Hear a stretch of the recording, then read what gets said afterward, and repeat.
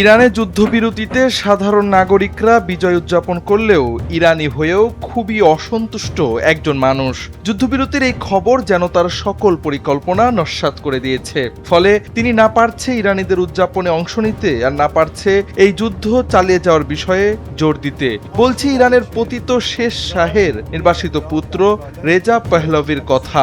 দেশটিতে শাসন ব্যবস্থার পরিবর্তনের বিষয়ে যুক্তরাষ্ট্রের দাবিকে সরাসরি নাকচ করে দিয়েছেন। সম্প্রতি ফরাসি সংবাদ মাধ্যমকে দেওয়া এক সাক্ষাৎকারে তিনি অত্যন্ত দৃঢ়তার সঙ্গে বলেন, ইরানে তথাকথিত কোনো রেজিম চেঞ্জ বা শাসন ব্যবস্থার পরিবর্তন ঘটেনি। পাহলভির মতে বর্তমানে যারা ক্ষমতায় আছেন তারা মূলত আগের সেই একই গোষ্ঠী, যারা হয়তো চলমান সংঘাতের কারণে কিছুটা দুর্বল হয়ে পড়েছেন। 5+ স্টার রেটিং প্রাপ্ত দেশের সর্বোচ্চ বিদ্যুৎ সাশ্রয়ী ওয়ালটন এসি। স্মার্ট কমফোর্ট এখন নেক্সট লেভেলে। যুক্তরাষ্ট্রে বসবাসরত রেজা পাহলভি সাক্ষাৎকারে বর্তমান ইরানি প্রশাসনকে একটি আহত প্রাণীর সঙ্গে তুলনা করে বলেন, একে অবশ্যই পুরোপুরি নির্মূল করতে হবে। তিনি মনে করেন এই শাসন ব্যবস্থাকে টিকিয়ে রাখা বা তাদের সঙ্গে সমঝোতা করা অহেতুক। উল্লেখ্য, এর আগে যুক্তরাষ্ট্রে আয়োজিত বিভিন্ন রাজনৈতিক অনুষ্ঠানে বক্তব্য দেওয়ার সময় তিনি ইরানকে পুনরায় মহান রাষ্ট্রে পরিণত করার প্রতিশ্রুতি দিয়েছিলেন। তার এই কঠোর অবস্থান ইঙ্গিত দিচ্ছে